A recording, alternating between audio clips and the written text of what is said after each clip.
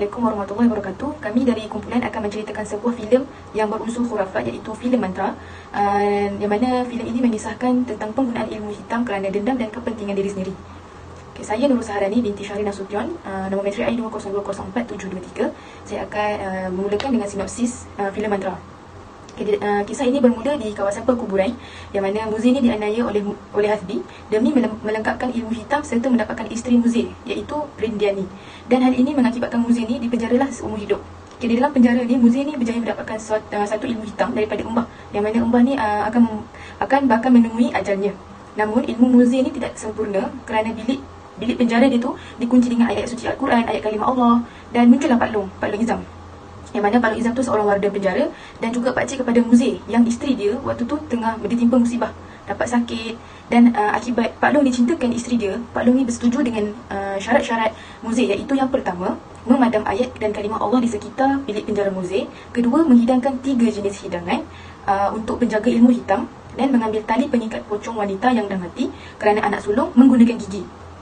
Setelah ayat dan kalimah Allah itu berjaya dipadamkan oleh Pak Long, maka berlakulah perubahan ilmu Muzir dengan air yang berlimpah dalam penjara serta bayangan makhluk hitam yang memenuhi ruang dinding penjara.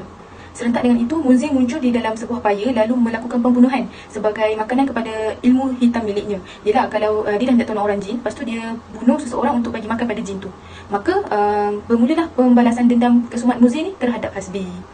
Bismillahirrahmanirrahim. Saya Masyita binti Abdul Wahab, nombor metrik I20204826. Saya akan senaraikan 4 perkara khurafat yang ada di dalam filem mantra ini. Khurafat yang pertama adalah menyeru jin menggunakan kalimah-kalimah mantra. Khurafat yang kedua adalah menggali kubur untuk mengambil mayat di dalam kubur. Khurafat yang ketiga adalah membuat perjanjian dengan jin di dalam penjara. Dan khurafat yang keempat adalah membunuh manusia untuk memberi makan kepada jin. Bismillahirrahmanirrahim. Nama saya Syahzila binti Kamaluddin, nombor metrik I20204732. So, kalau saya tadi dah terangkan apa 4 perkara khurafat yang terdapat dalam filem mantra tadi. Seterusnya, saya akan teruskan kepada pandangan ulama terhadap setiap satu perkara khurafat tadi. Yang pertama, ulama berpendapat bahawa menyeru, minta pertolongan ataupun membuat perjanjian dengan jin merupakan suatu perkara yang dilarang kepada umat Islam, kerana ia akan menjadikan diorang tu lebih bongkak, sombong dan bertambah kejahatan diorang, sebab diorang ingatkan jin ni boleh mengetahui segala perkara yang gaib. Seterusnya, hukum menggali kubur adalah haram. Jadi setiap perkara yang dilakukan oleh si Muzir tu tadi dalam filem mantra tu adalah perkara yang haram.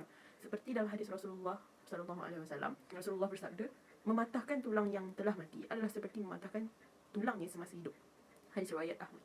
Syekh Khalid Ibn Ali Al-Mushaiti berkata bahawa tak boleh menggali kubur melainkan ada sebab-sebab yang tertentu.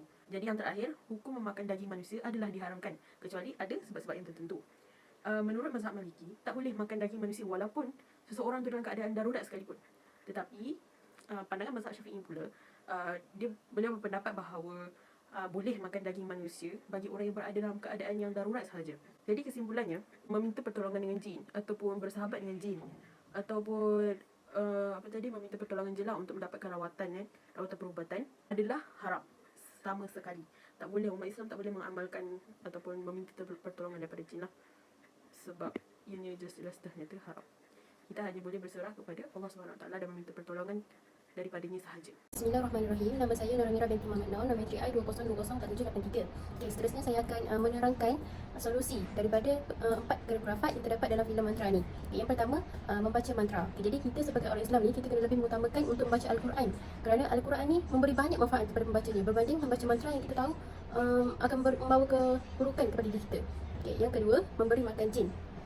Memberi makan jin dekat sini menunjukkan bahawa seseorang tu berdamping dengan jin lah. Jadi kita sebagai orang Islam ni, kita tak boleh menduakan Allah melalui perbuatan berdamping dengan jin, kerana akhirnya akan membawa padah pada diri sendiri. Seperti mana yang dikatakan dalam surah Az-Zukhruf ayat 62, yang bermaksud, jangan kamu sekali-kali dipalingkan oleh syaitan, sungguh syaitan itu musuh yang nyata bagi kamu.